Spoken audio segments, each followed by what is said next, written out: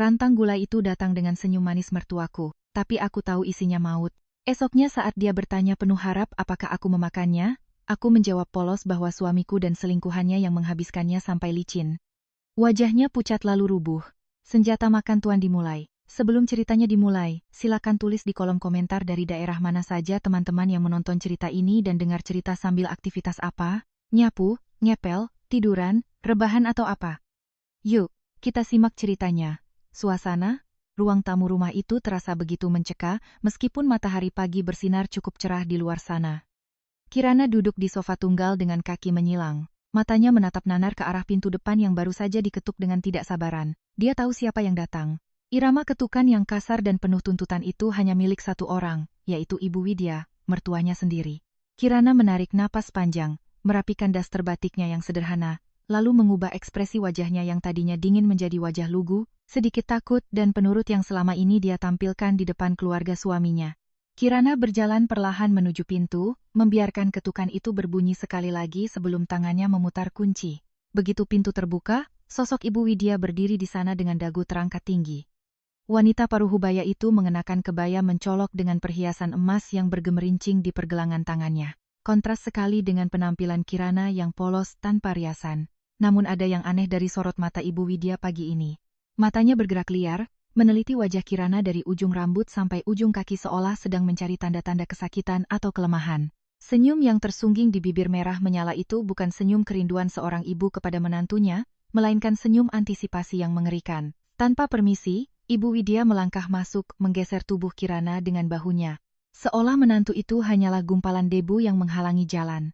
Ibu Widya langsung duduk di sofa utama. Matanya masih terus menatap Kirana yang kini berdiri menunduk di hadapannya. Jantung Kirana berdegup tenang, sangat tenang. Berbeda sekali dengan gemuruh kebencian yang ia rasakan dalam hatinya. Dia tahu persis apa yang ditunggu oleh mertuanya itu. Kemarin sore, Ibu Widya datang membawa rantang susun berisi gulai kambing yang baunya sangat tajam. Bersikeras, agar Kirana memakannya sendiri, karena Rama sedang tidak di rumah. Ibu Widya bilang itu gulai spesial resep keluarga agar Kirana cepat hamil. Padahal Kirana tahu betul aroma menyengat itu bukan hanya bumbu rempah, melainkan sesuatu yang jauh lebih jahat. Dengan suara yang dibuat semanis mungkin namun terdengar bergetar karena menahan antusiasme, Ibu Widya akhirnya membuka percakapan inti. Dia bertanya, bagaimana kabar Kirana pagi ini, apakah tidurnya nyenyak, dan apakah perutnya terasa enak? Kirana menjawab dengan anggukan pelan dan suara lirih, mengatakan bahwa dia baik-baik saja. Jawaban itu membuat kening Ibu Widya berkerut. Mertua itu tampak tidak puas. Dia condong ke depan, menatap manik mata Kirana lekat-lekat, lalu bertanya langsung pada tujuannya. Dia bertanya tentang gulai yang dikirimnya kemarin, menanyakan apakah Kirana sudah memakannya karena gulai itu dimasak khusus dengan penuh cinta dan doa agar Kirana bisa segera memberikan cucu. Kirana diam sejenak, membiarkan keheningan menggantung di udara untuk mempermainkan emosi mertuanya. Dia melihat jakun Ibu Widya bergerak naik turun menelan ludah, menunggu jawaban yang diharapkan akan menjadi kabar kematian atau setidaknya kabar sakit parah. Kemudian dengan wajah tanpa dosa dan mata bulat yang memancarkan kejujuran palsu, Kirana menjawab. Dia berkata bahwa dia minta maaf karena tidak memakan gulai itu.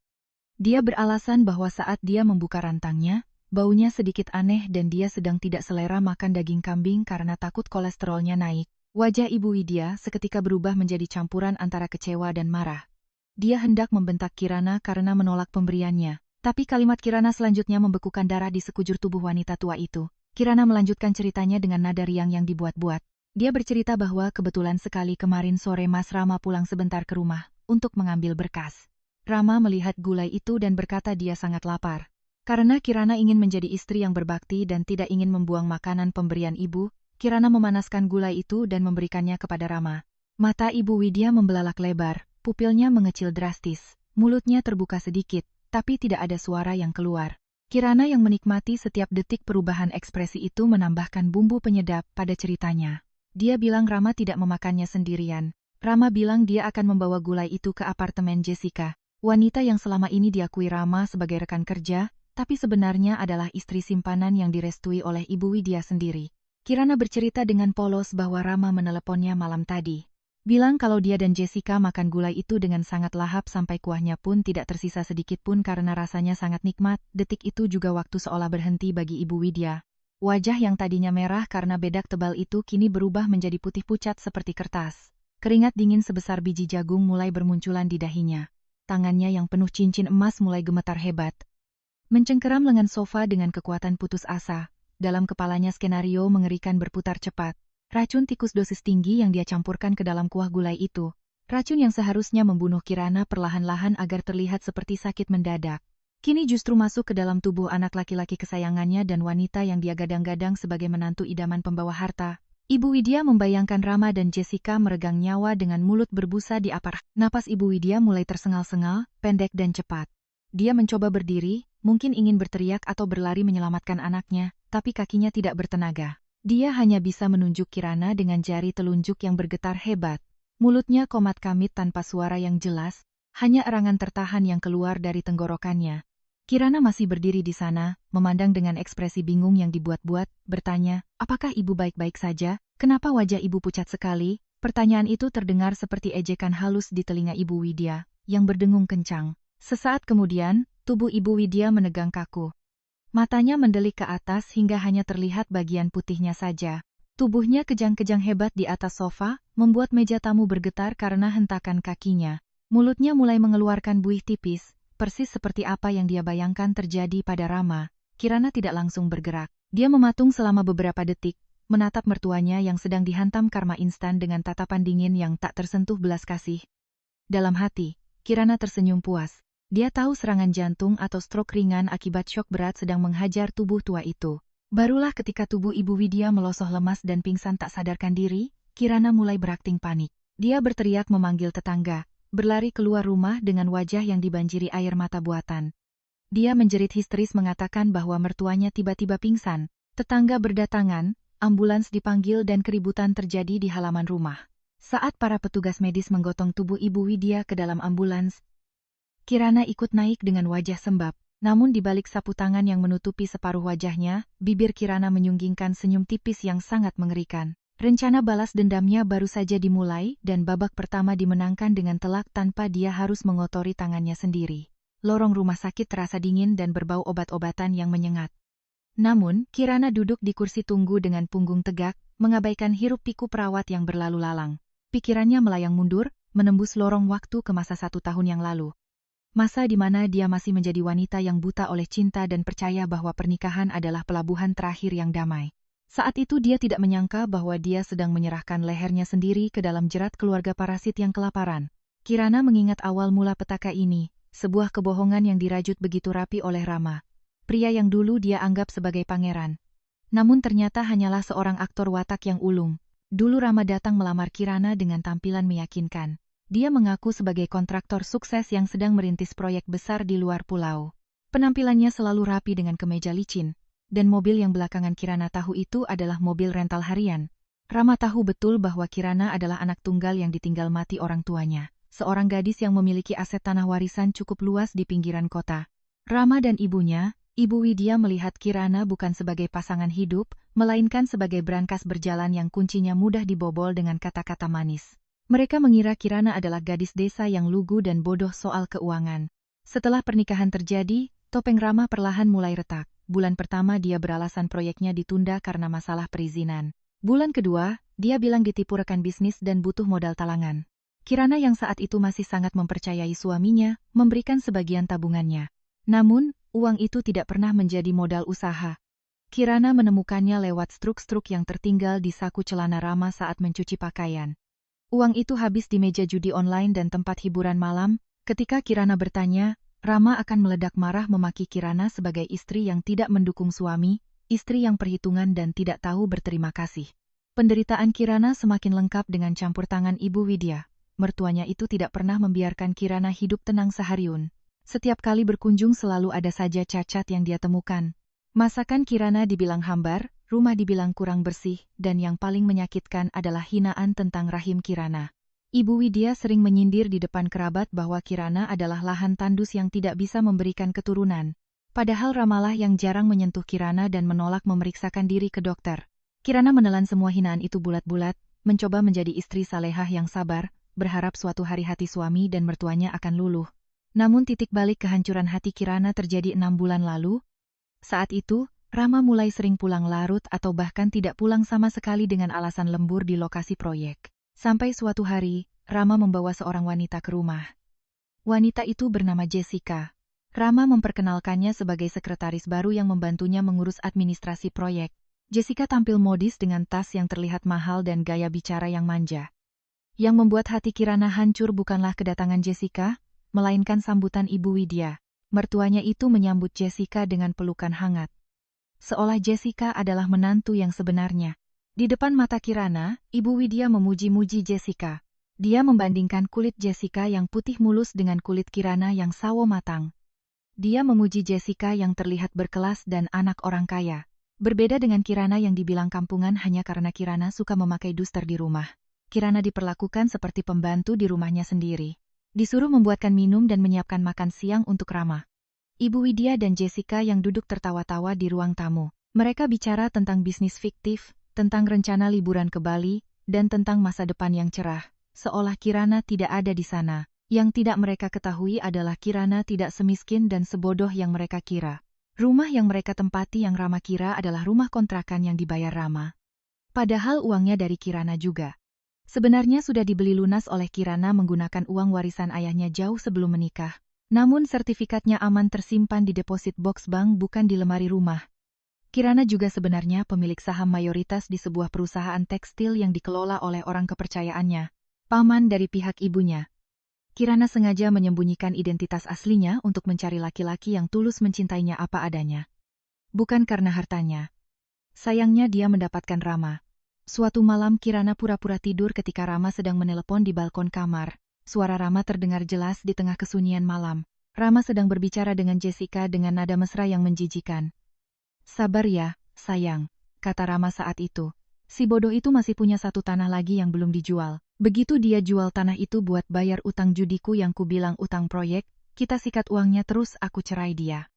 Habis itu kita nikah resmi. Ibuku juga udah nggak sabar punya mantu kayak kamu, bukan kayak si Kirana yang ngebosenin itu. Kalimat itu menancap di dada Kirana lebih tajam dari sembilu. Malam itu, di bawah selimut, Kirana tidak menangis. Air matanya sudah kering. Rasa cintanya yang tulus telah berubah menjadi abu, dan dari abu itu bangkitlah tekad yang membara. Dia sadar bahwa dia bukan hanya dikhianati, tapi sedang dirampok perlahan-lahan dan direncanakan untuk dibuang seperti sampah setelah habis manis sepah dibuang. Kebohongan Rama soal pekerjaan, kepalsuan Ibu Widya soal kasih sayang, dan kelicikan Jessica yang ternyata adalah mantan pacar Rama yang kini kembali karena mengira Rama sudah kaya. Semuanya menjadi bahan bakar kebencian Kirana. Kirana mulai menyelidiki lebih dalam. Dia menyewa detektif swasta secara diam-diam. Fakta-fakta yang dia temukan sungguh mencengangkan. Rama sebenarnya sudah dipecat dari pekerjaan aslinya sebagai buruh pabrik yang dia akui sebagai kontraktor sejak setahun lalu. Selama ini mereka hidup dari uang tabungan Kirana yang digerogoti sedikit demi sedikit. Jessica sendiri bukanlah anak orang kaya. Tas-tas branded yang dipakainya adalah barang palsu kualitas rendah, dan dia sebenarnya wanita pengangguran yang punya banyak utang pinjaman online. Mereka berdua, Rama dan Jessica beserta Ibu Widya adalah sekumpulan parasit yang sedang berusaha menghisap darah Kirana sampai kering. Mengetahui semua itu, Kirana berhenti menjadi korban. Dia mulai memainkan perannya sendiri. Dia menjadi lebih penurut, lebih bodoh, dan lebih lugu di depan mereka. Sementara di belakang layar dia mulai menyusun rencana. Dia membiarkan mereka merasa menang, membiarkan mereka merasa di atas angin sampai mereka lengah. Dan hari ini di rumah sakit ini, Kirana menatap pintu ruang UGD dengan tatapan kosong, namun penuh perhitungan. Dia tahu gulai beracun itu hanyalah pembuka. Dia belum mengeluarkan kartu asnya. Dia belum menunjukkan kepada mereka siapa sebenarnya pemilik panggung sandiwara ini. Kirana meremas tangannya, merasakan dinginnya cincin kawin yang masih melingkar di jarinya. Sebuah simbol janji suci yang telah dinodai dengan racun dan pengkhianatan. Dia bersumpah tidak akan ada pengampunan bagi mereka yang telah mencoba membunuhnya baik secara mental maupun fisik. 3 hari sebelum peristiwa gulai beracun yang menggemparkan itu terjadi, suasana di rumah Kirana sebenarnya sudah terasa ganjil. Siang itu, langit mendung menggantung rendah di atas atap rumah, menciptakan bayangan kelabu yang seolah meramalkan badai yang akan datang. Kirana pulang lebih awal dari biasanya. Dia beralasan sakit kepala kepada orang-orang di kantornya. Namun sebenarnya dia merasa gelisah tanpa sebab yang jelas. Firasatnya sebagai seorang istri yang tersakiti seolah menuntun kakinya untuk melangkah pelan saat memasuki pekarangan rumahnya sendiri. Mobil Rama tidak ada di carport yang berarti suaminya sedang keluyuran entah kemana, mungkin berjudi atau menemui Jessica. Namun, sandal selop milik Ibu Widya ada di teras. Bersanding dengan sepatu hak tinggi murah yang sangat Kirana kenali milik Jessica. Jantung Kirana berdegup kencang, dia tidak langsung masuk lewat pintu depan. Dengan hati-hati, dia melepas sepatu datarnya dan berjalan mengendap-endap menuju pintu samping. Pintu itu sedikit terbuka, menyisakan celah yang cukup bagi suara, namun aroma itu segera tertutup oleh suara tawa yang terdengar jahat dan menusuk telinga. Itu suara Ibu Widya, tertawa renyah bersama Jessica. Kirana menempelkan punggungnya ke dinding luar, menahan napas. Dia mengintip sedikit lewat celah pintu. Di sana di dapurnya sendiri dia melihat pemandangan yang membuat darahnya mendidih sekaligus membeku. Ibu Widya sedang berdiri di depan kompor, mengaduk panci besar berisi gulai. Jessica berdiri di sebelahnya, memegang sebuah bungkusan kertas kecil berwarna coklat. Wajah mereka tampak begitu bersemangat seperti dua orang penyihir yang sedang meracik ramuan kematian. Terdengar suara Ibu Widya yang serak namun jelas. Dia menyuruh Jessica untuk menuangkan isi bungkusan itu sedikit demi sedikit. Ibu Widya berkata dengan nada dingin bahwa mereka tidak boleh menuangnya sekaligus. Tujuannya agar Kirana tidak mati mendadak yang bisa menimbulkan kecurigaan polisi. Rencananya adalah membuat Kirana sakit-sakitan dulu. Muntah darah, organ dalamnya rusak perlahan, seolah-olah terkena penyakit misterius atau santet. Dengan begitu, saat Kirana meninggal nanti, semua akan terlihat wajar dan Rama bisa segera mengurus surat kematian serta warisan tanpa hambatan. Tangan Kirana gemetar hebat menutup mulutnya sendiri agar tidak menjerit. Air mata kemarahan menggenang di pelupuk matanya. Selama ini dia tahu mertuanya jahat, tapi dia tidak menyangka wanita tua itu adalah seorang pembunuh berdarah dingin. Kirana sadar nyawanya sedang dipertaruhkan di atas meja makan. Jessica tertawa kecil menanggapi instruksi itu, bertanya apakah rasanya akan berubah menjadi pahit. Ibu Widya menepis kekhawatiran itu, mengatakan bahwa bumbu gula yang pekat akan menutupi rasa racun tikus kualitas tinggi yang mereka taburkan. Alih-alih melabrak masuk dan membuat keributan yang hanya akan membuat mereka waspada. Kirana mundur perlahan. Dia teringat paket yang baru saja dia beli minggu lalu secara online. Sebuah paket berisi 3 buah kamera pengintai nirar kabel berukuran sangat kecil seukuran kancing baju. Awalnya dia membeli itu hanya untuk memantau apakah Rama membawa Jessica masuk ke kamar tidurnya saat dia pergi bekerja. Tapi kini fungsinya berubah menjadi alat penyelamat nyawa. Kirana menunggu kesempatan. Saat dia mendengar Ibu Widya dan Jessica beranjak ke ruang tamu untuk menonton televisi sambil menunggu gulai matang, Kirana menyelinap masuk lewat pintu belakang dengan gerakan secepat kilat. Dia menahan napas, memasang satu kamera kecil di sudut atas lemari dapur yang menyorot langsung ke arah kompor. Satu lagi dia sembunyikan di sela-sela hiasan bunga di ruang makan, dan yang terakhir dia pasang di ruang tengah. Kamera-kamera itu terhubung langsung ke penyimpanan awan di ponsel pintarnya. Setelah memastikan kamera aktif, Kirana tidak berhenti di situ. Dia memanfaatkan waktu yang sempit itu untuk masuk ruang kerja Rama yang biasanya terkunci. Tapi hari itu pintunya sedikit terbuka karena ceroboh. Di meja kerja yang berantakan, di bawah tumpukan majalah otomotif, Kirana menemukan sebuah map merah. Tangannya dengan cepat membuka map itu. Isinya adalah surat perjanjian utang piutang dengan pihak rentenir dan pinjaman online ilegal. Angkanya fantastis, mencapai ratusan juta. Namun yang membuat mata Kirana terbelalak adalah jaminannya. Di sana tertulis jaminan berupa sertifikat hak milik SHM, rumah yang mereka tempati. Kirana hampir tertawa getir. Rama, si suami bodoh itu rupanya telah memalsukan sertifikat rumah ini. Sertifikat asli rumah mewah ini aman tersimpan di safe deposit box bank atas nama Kirana sendiri sejak sebelum menikah. Rama rupanya membayar orang untuk membuat sertifikat palsu demi mendapatkan uang pinjaman. Ini adalah senjata kedua yang sangat mematikan. Dengan bukti ini, Kirana bisa menjebloskan Rama ke penjara atas tuduhan pemalsuan dokumen negara dan penipuan. Sore itu, Kirana keluar lagi dari rumah lewat jalan yang sama tanpa ketahuan. Dia pergi ke kafe terdekat, menenangkan dirinya yang masih gemetar. Di layar ponselnya, dia memutar ulang rekaman CCTV yang baru saja terpasang. Gambar Ibu Widya menaburkan bubuk racun itu terekam dengan sangat jelas.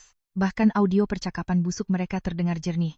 Kirana menyimpan file itu di 3 tempat berbeda. Di ponselnya, di laptopnya, dan dia kirimkan ke email pengacara kepercayaan ayahnya. Hari itu, Kirana pulang ke rumah seolah tidak terjadi apa-apa. Dia menyapa Ibu Widya dan Jessica dengan senyum ramah yang biasa. Meski hatinya berteriak jijik, dia bahkan memuji bau gulai itu membuat Ibu Widya tersenyum penuh kemenangan karena mengira rencananya berjalan mulus. Kirana telah memegang senjata pemusnah massal untuk menghancurkan keluarga Benalu ini. Dia hanya perlu menunggu waktu yang tepat untuk menarik pelatuknya. Dan waktu itu datang 3 hari kemudian saat ibu memaksanya memakan gulai itu sendirian, Kirana sudah siap. Dia tidak akan menjadi korban. Dia akan menjadi hakim, jaksa, sekaligus eksekutor bagi mereka yang mengkhianatinya. Kembali ke masa kini, di koridor rumah sakit yang berbau antiseptik, Ibu Widya masih terbaring di ruang perawatan intensif setelah mengalami serangan stroke ringan akibat syok berat mendengar cerita karangan Kirana. Di ruang tunggu VIP, Kirana duduk dengan wajah yang dia atur sedemikian rupa agar terlihat cemas. Namun matanya tetap waspada memantau situasi. Rama duduk di seberangnya dengan kepala tertunduk, menjambak rambutnya sendiri karena frustrasi. Sementara Jessica duduk di samping Rama mengelus punggung pria itu dengan gaya yang dibuat-buat. Sesekali melirik sinis ke arah Kirana. Rama tiba-tiba berdiri menatap tajam ke arah Kirana, dengan suara yang tertahan namun penuh amarah. Dia menyalahkan Kirana atas kejadian ini. Rama menuduh Kirana ceroboh karena memberikan makanan basi kepada ibunya. Rama tentu saja tidak tahu soal racun itu. Dia hanya tahu ibunya pingsan setelah mendengar gulai itu dimakan olehnya. Kirana menunduk memainkan peran istri yang merasa bersalah. Dia meminta maaf dengan suara lirih, mengatakan bahwa dia tidak bermaksud membuat ibu kaget. Dia hanya berkata jujur bahwa gulai itu sudah habis dimakan Rama dan Jessica. Sebuah kebohongan yang masih dia pertahankan untuk menjaga sandiwara ini tetap berjalan. Di balik wajah sedihnya, otak Kirana bekerja sangat cepat menyusun strategi. Saat Rama dan Jessica sibuk berdebat kecil tentang siapa yang harus menjaga Ibu Widya malam ini, Kirana pamit sebentar dengan alasan ingin membeli makanan dan menebus obat. Begitu dia keluar dari pandangan mereka dan masuk ke dalam mobilnya di parkiran, wajah sedih itu lenyap seketika. Berganti dengan ekspresi dingin yang penuh determinasi, Kirana mengeluarkan ponsel khususnya. Dia menghubungi Pak Handoko, pengacara senior yang dulu mengurus aset ayahnya, dan kini menjadi satu-satunya orang yang tahu identitas asli Kirana sebagai pewaris tunggal. Suara berat Pak Handoko terdengar di ujung telepon. Menanyakan instruksi selanjutnya, Kirana memberikan perintah dengan tegas dan tanpa keraguan. Dia meminta Pak Handoko untuk segera memproses hasil uji laboratorium dari sampel gula yang sudah Kirana amankan diam-diam sebelum dia membuang sisanya ke saluran pembuangan. Tadi pagi sebelum Ibu Widya datang menagih jawaban, Kirana sudah lebih dulu mengambil sedikit kuah dan daging gulai itu, memasukkannya ke dalam botol kecil steril, dan mengirimkannya ke lab forensik swasta lewat kurir. Hasil sementara yang dikirimkan Pak Handoko via pesan singkat membuat senyum tipis terukir di bibir Kirana, positif mengandung arsenik dalam dosis yang mematikan jika dikonsumsi rutin atau menyebabkan kerusakan organ permanen. Bukti fisik ini ditambah dengan rekaman CCTV sudah lebih dari cukup untuk menyeret Ibu Widya ke penjara seumur hidup atas tuduhan percobaan pembunuhan berencana. Namun Kirana tidak ingin sekadar memenjarakan mereka. Itu terlalu mudah dan terlalu cepat. Dia ingin menghancurkan mereka secara menyeluruh, mental, sosial, dan finansial. Dia ingin mempermalukan mereka di depan semua orang yang selama ini meremahkannya. Kirana menginstruksikan Pak Handoko untuk menyiapkan berkas-berkas kepemilikan aset, bukti transfer uang perusahaan yang dicuri Rama, dan bukti utang-utang Rama. Semua harus tersusun rapi dalam sebuah presentasi. Kirana kemudian menelepon sebuah catering mahal dan event organizer. Dia memesan layanan kilat untuk acara 2 hari lagi. Judul acaranya terdengar sangat mulia. Syukuran kesembuhan Ibu Widya dan doa bersama. Kirana berencana menjemput paksa Ibu Widya pulang lusa dengan alasan perawatan di rumah lebih nyaman. Padahal tujuannya adalah menggiring mangsa masuk ke perangkap terakhir. Dia akan mengundang semua orang, keluarga besar Rama yang sombong, tetangga-tetangga yang sering menggunjingnya, teman-teman arisan ibu dia. Bahkan dia akan mengundang atasan Jessica jika wanita itu benar-benar bekerja dan teman-teman nongkrong Rama. Kirana membayangkan skenarionya.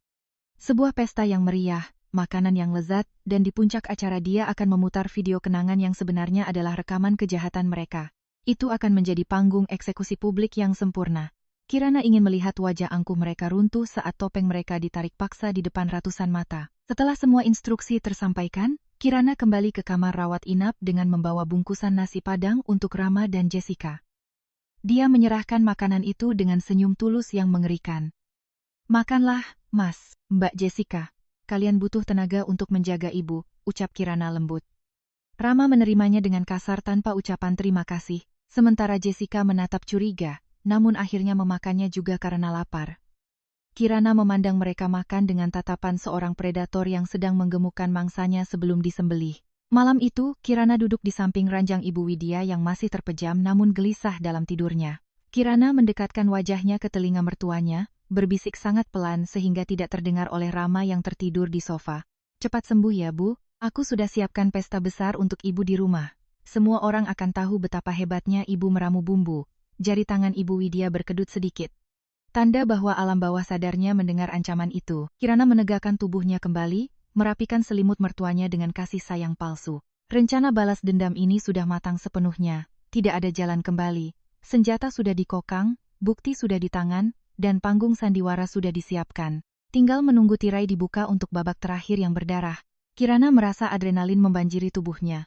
Rasa sakit hati yang selama ini dia pendam kini berubah menjadi bahan bakar yang memberinya kekuatan luar biasa. Dia bukan lagi Kirana yang lugu. Dia adalah Nemesis yang datang menuntut balasan. Cahaya lampu neon di ruang rawat inap VIP itu berpendar dingin memantul di lantai keramik yang putih bersih, menciptakan suasana steril yang mencekam. Suara mesin monitor jantung yang berbunyi teratur. Bip, bip, bip, menjadi satu-satunya penanda kehidupan di ruangan yang terasa beku itu. Ibu Widya terbaring lemah di ranjang pasien. Separuh tubuh kanannya mati rasa. Kakakan akibat serangan stroke ringan yang menghantamnya saat mendengar kabar palsu tentang kematian anaknya. Matanya yang biasanya tajam dan penuh perhitungan kini terlihat layu. Namun, sorot ketakutan masih jelas terpancar di sana. Dia sadar, tapi mulutnya terasa berat. Lidahnya keluh, membuatnya sulit untuk mengucapkan satu patah kata pun dengan jelas. Di sofa panjang di sudut ruangan, Rama dan Jessica duduk berjauhan. Bukannya menjaga ibu dia dengan penuh kasih sayang, mereka justru sibuk dengan ponsel masing-masing. Rama terlihat frustrasi, sesekali mengumpat pelan saat melihat saldo rekeningnya yang menipis lewat aplikasi mobile banking. Jessica dengan wajah bosan yang tak ditutup-tutupi sibuk memoleks di kuku jarinya. Seolah dia sedang berada di salon kecantikan, bukan di rumah sakit menjaga calon mertua yang sedang sakit keras. Pemandangan ini sangat ironis bagi Ibu Widya. Anak dan calon menantu idaman yang dia bela mati-matian yang demi mereka dia rela menjadi pembunuh, kini justru mengabaikannya di saat dia tak berdaya. Pintu kamar terbuka perlahan. Kirana masuk dengan langkah anggun, membawa keranjang buah-buahan segar yang disusun cantik. Penampilannya hari ini sedikit berbeda. Dia mengenakan blue putih bersih dan celana bahan berwarna krem. Rambutnya diikat rapi, memberikan kesan segar, namun tetap sederhana. Di wajahnya terpasang senyum tipis yang sulit diartikan. Mas Rama, Mbak Jessica, kalian pasti lelah. Sapa Kirana dengan suara lembut yang menenangkan. Aku bawakan buah dan sedikit camilan. Kalau kalian mau cari makan siang atau ngopi di kantin bawah, silakan saja. Biar aku yang jaga ibu sebentar. Rama langsung mendongak. Matanya berbinar mendengar tawaran itu. Dia memang sudah muak terkurung di kamar berbau obat ini. Baguslah kalau kamu tahu diri. Jaga ibu yang benar. Jangan sampai dia kenapa-napa lagi gara-gara kecerobohanmu. Bentak Rama kasar sambil berdiri menyambar jaket kulitnya. Dia menoleh ke arah Jessica. Ayo yang kita cari makan enak di depan. Jessica mengangguk antusias menyimpan botol kuteksnya ke dalam tas tanpa menoleh atau berpamitan pada Ibu Widya yang terbaring tak berdaya. Dia melenggang keluar mengekori Rama. Jangan lama-lama ya Kirana. Aku nggak mau di sini sampai malam. Ucap Jessica ketu sebelum pintu tertutup rapat. Kini tinggal Kirana dan Ibu Widya di ruangan itu. Keheningan kembali merajai. Namun kali ini terasa jauh lebih berat dan menekan. Kirana meletakkan keranjang buah di atas nakas lalu menarik kursi penunggu mendekat ke sisi ranjang tepat di sebelah telinga ibunya yang masih berfungsi normal.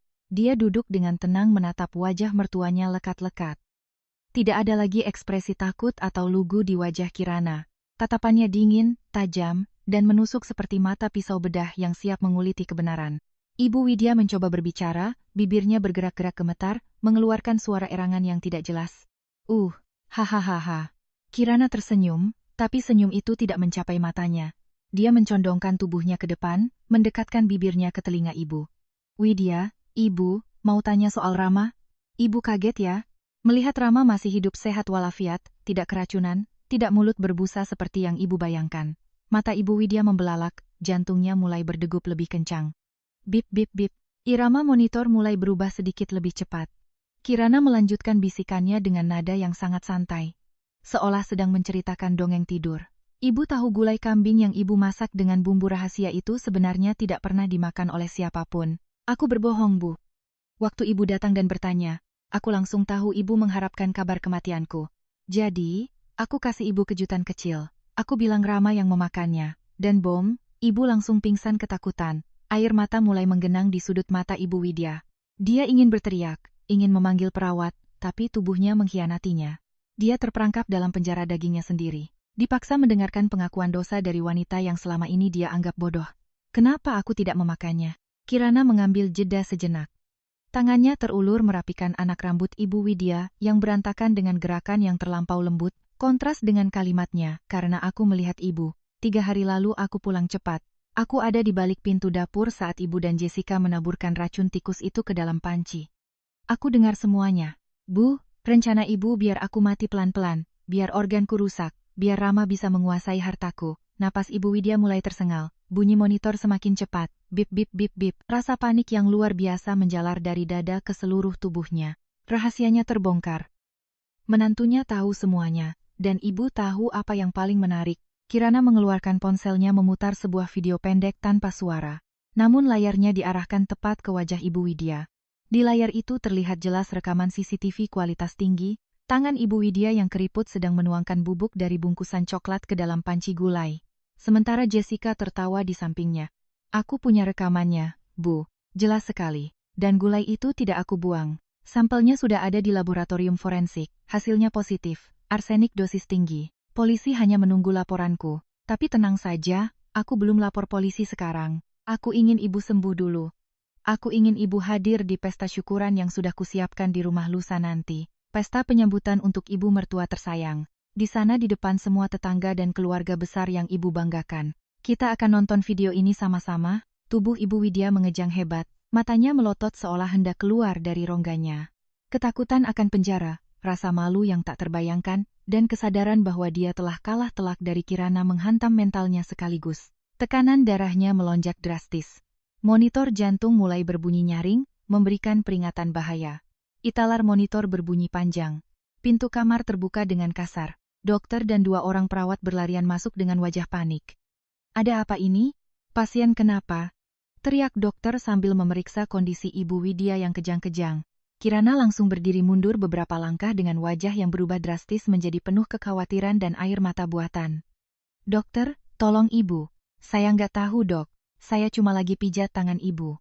Tiba-tiba ibu kejang lagi. Ya Tuhan, ibu kenapa? Isa Kirana dengan suara parau yang sangat meyakinkan. Dokter sibuk memberikan suntikan penenang dan menstabilkan kondisi pasien, tidak menaruh curiga sedikit pun pada menantu yang terlihat begitu berbakti dan panik itu. Sementara di sudut ruangan, di balik tangan yang menutupi wajahnya seolah sedang menangis, Kirana menyeringai. Serangan mental pertama berhasil, dia telah menghancurkan semangat hidup mertuanya. Kini Ibu Widya akan hidup dalam teror setiap detik, menunggu hari penghakiman yang akan datang 2 hari lagi. Penjara pikiran itu jauh lebih menyiksa daripada penjara jeruji besi. 2 hari kemudian, rumah Kirana tampak ramai dan meriah. Tenda besar berwarna putih dan emas terpasang di halaman depan, menaungi puluhan kursi yang sudah tertata rapi. Aroma masakan catering yang lezat menguar ke udara, menggugah selera para tamu undangan yang mulai berdatangan sejak sore. Kirana benar-benar totalitas dalam menyiapkan acara ini.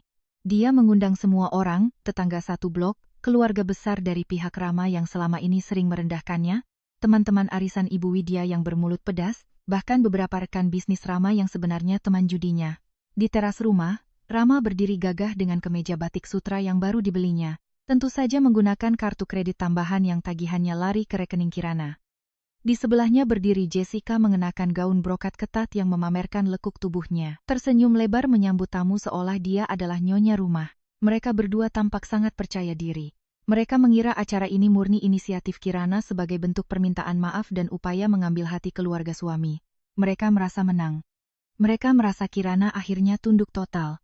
Ibu Widya duduk di kursi roda di posisi paling depan dekat dengan panggung kecil yang disiapkan. Wajahnya terlihat jauh lebih tua dari beberapa hari lalu. Sebelah wajahnya merot akibat stroke dan tatapan matanya kosong penuh ketakutan. Dia tidak bisa bicara banyak, hanya bergumam tak jelas. Setiap kali matanya menangkap sosok Kirana yang sibuk mondar-mandir mengatur catering, tubuh Ibu Widya akan gemetar. Dia ingin memperingatkan Rama, ingin berteriak pada Jessica untuk lari, tapi lidahnya terkunci. Kirana telah memastikan Ibu Widya nyaman di kursi rodanya, mengunci posisinya agar tidak bisa kemana-mana. Acara dimulai dengan sambutan basa-basi dari Pak RT, diikuti doa bersama. Kemudian Rama naik ke panggung kecil, memegang mikrofon dengan gaya angkuh. Terima kasih bapak-bapak dan ibu-ibu yang sudah hadir, suara Ramantang menggema lewat pengeras suara. Acara ini kami adakan sebagai wujud syukur atas keselamatan ibu saya dan juga ya untuk mempratahmi. Saya sebagai kepala keluarga di rumah ini ingin meminta doa restu agar rezeki saya makin lancar supaya bisa terus membahagiakan keluarga. Rama melirik sinis ke arah Kirana yang berdiri di pojok, dan semoga istri saya Kirana bisa lebih becus mengurus rumah tangga dan orang tua ke depannya. Beberapa keluarga Rama tertawa kecil mendengar sindiran itu. Tetangga berbisik-bisik, Kirana hanya menunduk tersenyum tipis. Sabar batinnya sebentar lagi. Nah, sebelum kita makan lanjut Rama, Kirana katanya mau memutar video kenangan keluarga. Silakan, jangan lama-lama ya. Rama turun dari panggung, duduk di sebelah Jessica yang langsung bergelayut manja di lengannya. Lampu di bawah tenda diredupkan. Semua mata tertuju pada layar proyektor putih besar yang terpasang di depan. Kirana berjalan tenang menuju laptop yang terhubung ke proyektor. Dia menekan tombol enter. Hing di layar. Bukan foto-foto liburan atau momen bahagia yang muncul. Video itu dimulai dengan tanggal dan jam yang tertera di pojok kiri atas, 3 hari yang lalu pukul 16.30. Gambar dapur rumah itu terlihat sangat jelas dan tajam.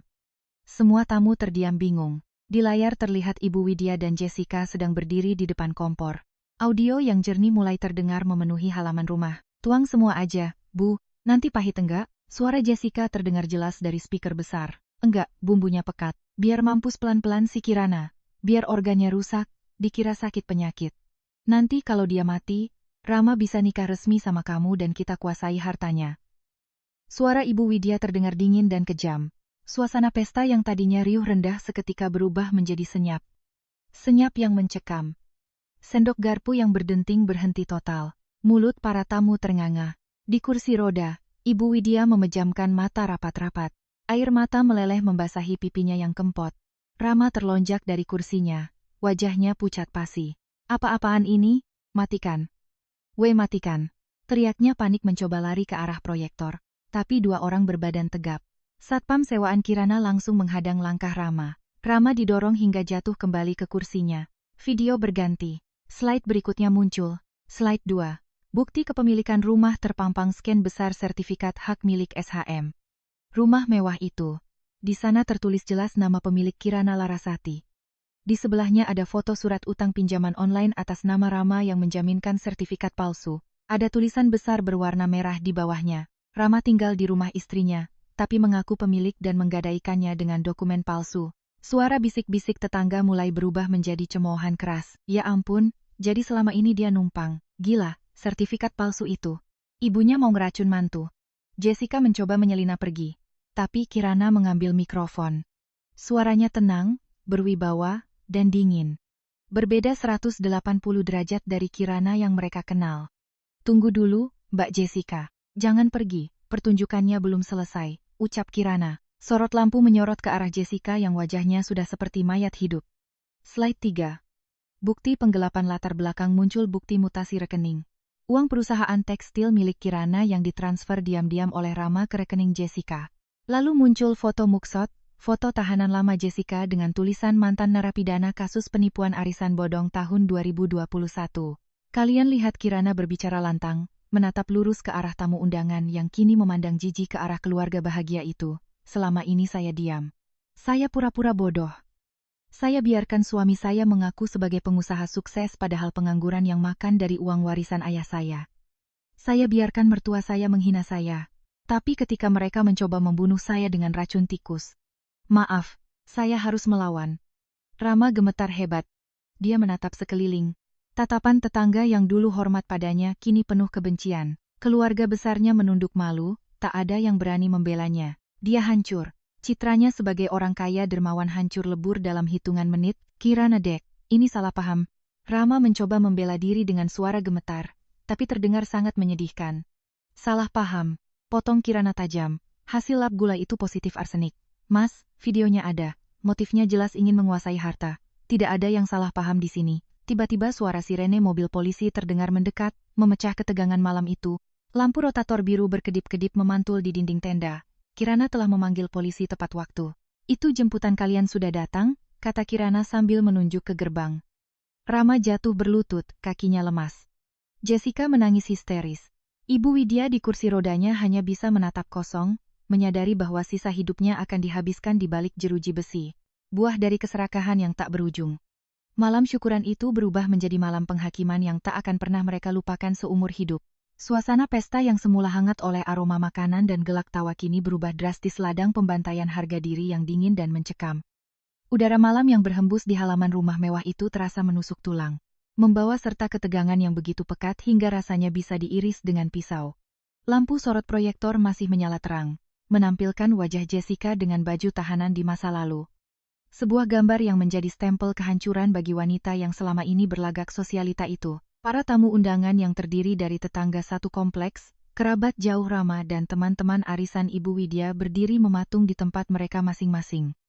Tidak ada yang berani beranjak, seolah kaki mereka dipaku ke tanah oleh rasa penasaran dan kengerian yang bercampur aduk. Mereka menjadi saksi hidup bagaimana sebuah sandiwara keluarga sempurna runtuh ketika menjadi puing-puing kebohongan yang menjijikan. Suara sirene mobil polisi yang meraung-raung semakin dekat memecah keheningan malam perumahan elit tersebut.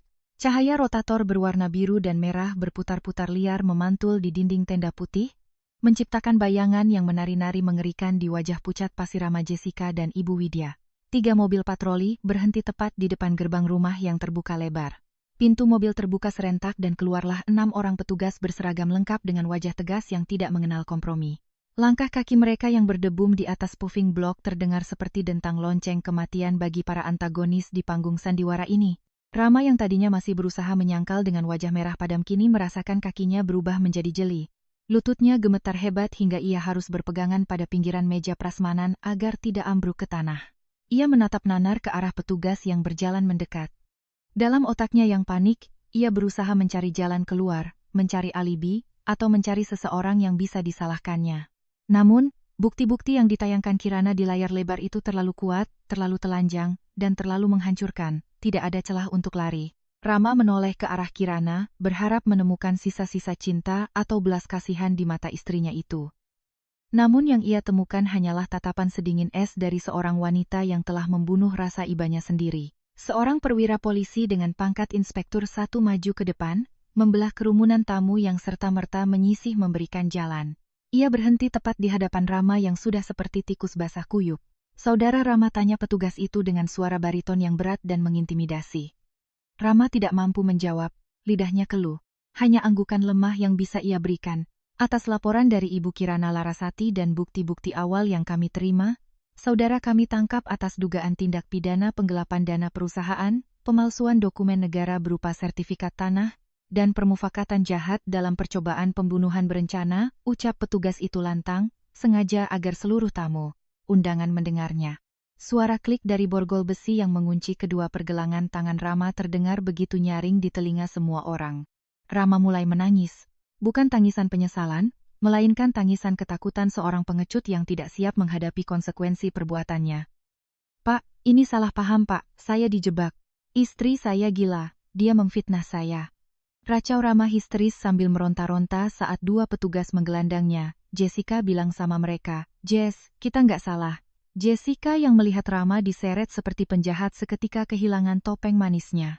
Wajah cantiknya berubah menjadi beringas karena panik. Saat seorang polisi wanita mendekatinya, Jessica mundur ketakutan hingga menabrak kursi. "Jangan sentuh saya. Saya nggak tahu apa-apa. Rama yang paksa saya. Rama yang suruh saya beli racun itu, saya cuma korban." Teriak Jessica melengking, berusaha melempar semua kesalahan pada kekasih gelapnya itu.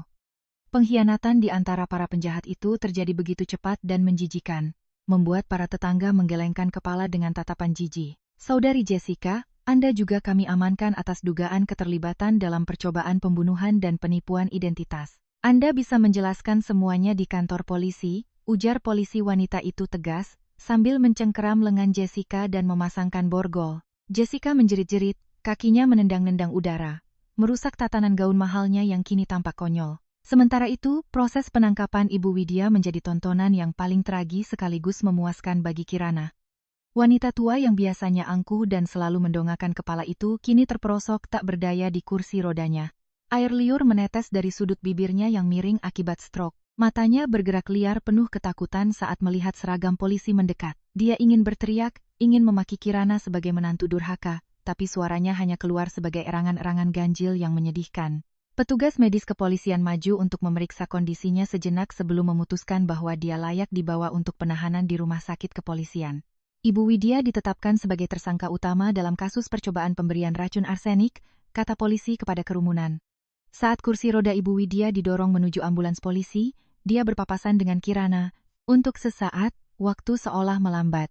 Ibu Widya menatap Kirana dengan sorot mata memohon. Mungkin berharap Kirana akan luluh melihat kondisi mertuanya yang sakit. Kirana mendekat, menunduk sedikit dan berbicara dengan volume yang cukup keras untuk didengar oleh Ibu Widya dan orang-orang di sekitarnya. Ibu ingat gulai itu. Ibu bilang rasanya akan lebih enak kalau dimakan panas-panas. Nah, karma juga begitu, Bu. Paling enak disantap saat masih panas. Selamat menikmati sisa hidup Ibu di penjara. Jangan khawatir soal makanan di sana. Saya pastikan tidak ada racun tikusnya. Kalimat itu adalah pukulan nokaut terakhir. Ibu Widya memejamkan mata, air matanya tumpah ruah. Bahunya terguncang hebat menahan isak tangis yang tak bersuara. Dia didorong masuk ke dalam mobil, meninggalkan rumah yang selama ini dia impikan untuk dikuasai. Namun, kini menjadi tempat dia kehilangan segalanya. Setelah ketiga tersangka itu dibawa pergi dengan iring-iringan mobil polisi yang bising, suasana di halaman rumah belum juga reda. Kirana naik ke atas panggung kecil yang tadinya dipakai Rama untuk pamer. Dia mengambil mikrofon, menatap satu persatu wajah tetangga dan kerabat yang masih ternganga. Bapak-bapak, ibu-ibu, saudara sekalian. Suara Kirana terdengar tenang dan berwibawa. Maaf acara syukuran ini jadi berantakan. Tapi saya rasa kita semua setuju bahwa membersihkan sampah dari dalam rumah adalah bentuk syukuran yang paling nyata. Silakan lanjutkan makannya jika masih selera. Makanan ini bersih, halal, dan dibayar dengan uang saya sendiri, bukan uang hasil menipu. Kemudian Kirana menunjuk ke arah dua koper besar yang sudah disiapkan oleh asisten rumah tangganya di pojok teras. Itu adalah koper berisi barang-barang Jessica yang sempat tinggal beberapa hari di sana. Pak Satpam, perintah Kirana tegas. Tolong buang koper-koper itu ke tempat sampah di depan kompleks. Saya tidak mau ada sisa bau pengkhianat di rumah saya. Satpam dengan sigap mengangkat koper-koper itu dan membawanya keluar. Diikuti tatapan para tamu. Salah seorang tetangga, Bu RT yang selama ini sering termakan omongan manis ibunya memberanikan diri mendekati Kirana, wajahnya penuh penyesalan. Mbak Kirana, kami minta maaf ya. Kami nggak nyangka Mas Rama dan ibunya sejahat itu. Kami kira nggak apa-apa, Bu. Potong Kirana dengan senyum tipis. Penipu memang tugasnya menipu, tapi sekarang mata kita semua sudah terbuka. Saya harap ini jadi pelajaran. Jangan menilai orang dari sampulnya, dan jangan meremehkan diamnya seseorang. Malam itu berakhir dengan pembubaran pesta yang canggung. Para tamu pulang dengan membawa bahan gosip paling panas yang akan dibicarakan selama bertahun-tahun. Sementara Kirana berdiri sendirian di tengah halaman yang mulai sepi.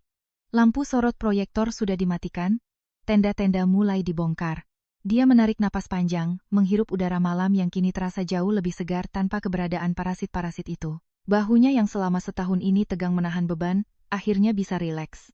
Tidak ada air mata kesedihan. Yang ada hanyalah rasa lelah yang melegakan, seperti rasa lelah setelah mendaki gunung tinggi dan akhirnya sampai di puncak dengan selamat. Kirana melihat ke langit malam yang gelap, membisikkan kata terima kasih pada dirinya sendiri karena telah bertahan, karena telah berani melawan, dan karena telah memenangkan pertempuran ini dengan cara yang paling elegan. Bulan telah berlalu sejak malam penghakiman yang menggemparkan itu. Waktu bergulir membawa perubahan musim, menghapus jejak-jejak hujan dan badai, menggantikannya dengan sinar matahari yang hangat. Di sebuah gedung perkantoran modern di pusat kota, seorang wanita muda berjalan dengan langkah tegap melintasi lobi. Sepatu hak tingginya berdetak berirama di atas lantai marmer, memancarkan aura kepercayaan diri yang kuat. Para karyawan yang berpapasan dengannya menunduk hormat, menyapanya dengan sebutan Ibu Direktur. Wanita itu adalah Kirana. Dia bukan lagi istri rumah tangga yang memakai daster lusuh dan menunduk takut pada mertua. Dia kini telah mengambil alih sepenuhnya kendali atas perusahaan tekstil warisan ayahnya. Membawanya bangkit dari stagnasi dan meraih keuntungan besar. Di ruang kerjanya yang luas dengan dinding kaca menghadap cakrawala kota, Kirana duduk di kursi kulitnya yang nyaman. Di mejanya tergeletak sebuah surat kabar lokal. Di halaman kriminal bagian bawah ada berita kecil yang mungkin terlewat oleh banyak orang, tapi tidak oleh Kirana. Judulnya singkat. Seorang tahanan wanita meninggal dunia akibat komplikasi stroke di klinik lapas. Itu adalah berita kematian Ibu Widya. Kirana membaca berita itu tanpa ekspresi. Laporan itu menyebutkan bahwa Ibu Widya meninggal dalam kesepian. Sejak ditahan, kondisinya terus menurun. Stroke yang dideritanya semakin parah karena depresi berat. Tidak ada keluarga yang menjenguk. Tidak ada teman arisan yang datang membawakan buah. Dia menghabiskan hari-hari terakhirnya di atas kasur tipis penjara. Tidak bisa bicara, tidak bisa bergerak, hanya bisa menatap langit-langit sel yang lembab sambil meratapi keserakahannya. Kabarnya sebelum meninggal, dia sering berhalusinasi melihat bayangan rantang gulai, menangis tanpa suara memanggil nama Rama yang tidak bisa mendengarnya. Kematiannya sunyi, menyedihkan, dan tak ditangisi oleh siapapun. Kirana melipat koran itu perlahan dan membuangnya ke tempat sampah. Tidak ada rasa senang, hanya rasa penutupan. Bab tentang Ibu Widya telah resmi berakhir. Sementara itu, nasib Rama jauh lebih mengerikan daripada kematian. Di dalam penjara khusus narapidana kasus kriminal umum, Rama menjadi bulan-bulanan. Sosoknya yang dulu sok necis dan sombong, kini tinggal tulang berbalut kulit. Dia kehilangan segala hormat, para narapidana lain tahu kasusnya. Seorang suami yang mencoba membunuh istri demi harta dan menggadaikan sertifikat palsu. Di dunia penjara yang keras, kejahatan terhadap istri dan ibu, meski dalam hal ini ibunya bersekongkol, seringkali dianggap rendah. Rama sering dipukuli, jatah makanannya dirampas dan dipaksa menjadi suruhan bagi narapidana yang lebih kuat. Setiap malam, Rama meringkuk di sudut sel yang dingin, memeluk lututnya yang penuh luka lebam, penyesalan menghantuinya setiap detik. Dia membayangkan kasur empuk di rumah Kirana, masakan Kirana yang hangat, dan senyum tulus istrinya yang dulu dia sia-siakan. Dia merindukan hidup nyamannya yang hilang hanya karena dia tidak pernah merasa cukup. Dia mendengar kabar kematian ibunya dari sipir penjara. Dan hari itu Rama meraung-raung seperti orang gila, membenturkan kepalanya ke tembok sampai berdarah.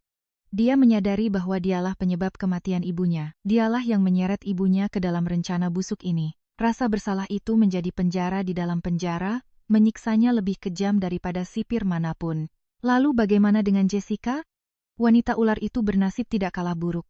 Setelah menjalani hukuman penjara yang lebih singkat karena dia hanya dianggap pembantu kejahatan, Jessica bebas. Namun kebebasannya adalah neraka baru. Catatan kriminalnya membuat dia tidak bisa mendapatkan pekerjaan yang layak.